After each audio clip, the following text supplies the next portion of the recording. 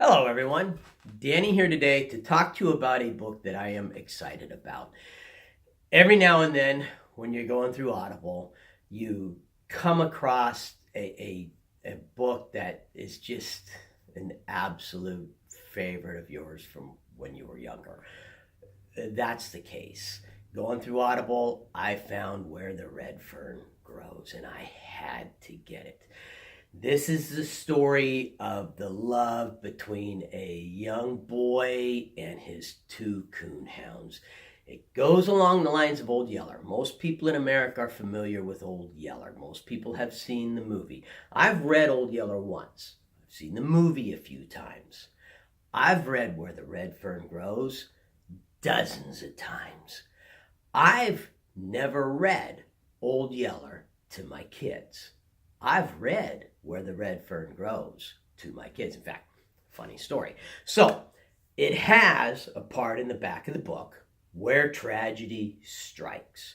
Now, when tragedy strikes in Old Yeller, I get choked up.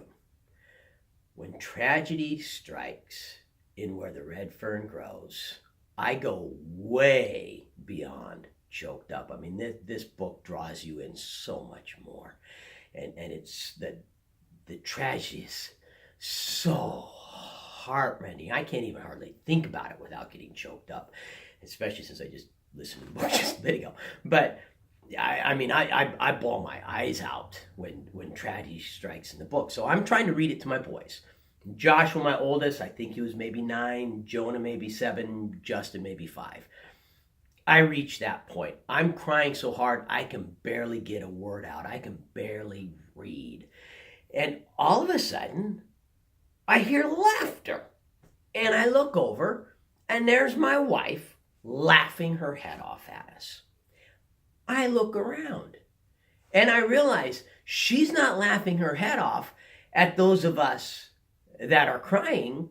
She's laughing her head at the complete scene. Because what you have is you have Joshua crying his eyes out. You have me crying my eyes out. You have Justin crying his eyes out. And you have Jonah with this really confused look on his face like, are you guys okay?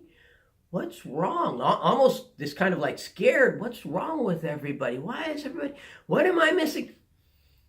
I don't know if he just hadn't been paying attention to me, if it didn't move him in the same way it did the rest of us, but it was actually kind of funny, him sitting there looking confused at the three of us crying our eyes out. So this is a book that every boy should read or have read to them.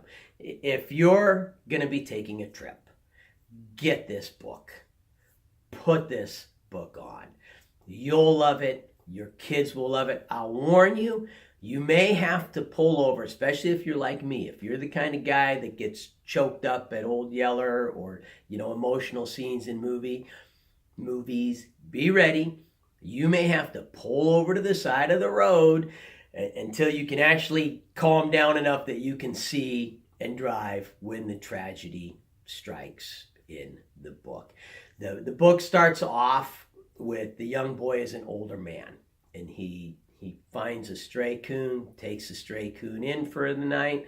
The coon brings back memories, and then he starts reminiscing. So the narrator fits, because what you've got is you've got an older guy doing the narration. I'd love to say that I give the narration 5 stars, but I only give the narration 4 stars. And that is because of the cadence of the reader. The reader has a mild voice, a mild drawl, mild accent that does fit the story. He does a good job with his fluctuation and all that stuff. The problem is there are parts where he really speeds up his narration. I mean, he talks really fast all of a sudden. So he'll be going along, talking like this, and then all of a sudden he'll speed up really fast. And then he'll go back to going along, and then he'll speed up really fast. Now, I'm from the Pacific Northwest. I think around here, our speed of cadence is middle of the road. I've been back east where people speak a lot faster than we do. I've been in the South. People in the South speak slower than we do. That's my experience. And so you're getting into it, and he's sounding really good, and then all of a sudden he'll hit that fast part, and you don't hear Southerners speak that way. At least I never did. And so it throws it off for me. Then I can tell this is an actor reading the book, not someone actually reminiscing. If you like third-person narratives, this is a third-person narrative. I think it's called, maybe it's first-person narrative. Anyhow, it's him reminiscing about himself. I know a lot of people really love books where you're reminiscing about, where the person is reminiscing about themselves. This is that style of book.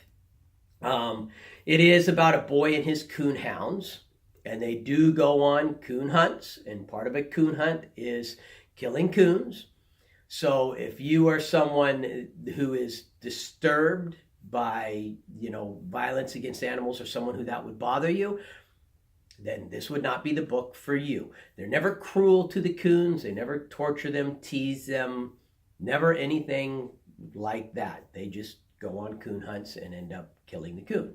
So there is that aspect to the book, to warn those of you to whom that would be something bothersome.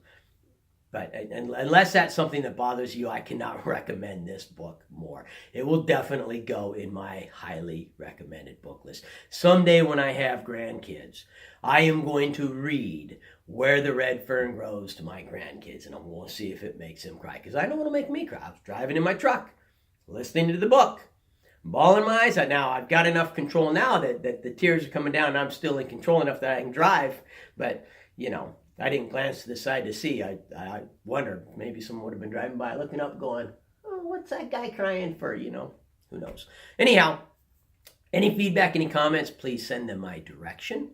If you like my channel, please subscribe and have yourself an extremely wonderful day. Thank you.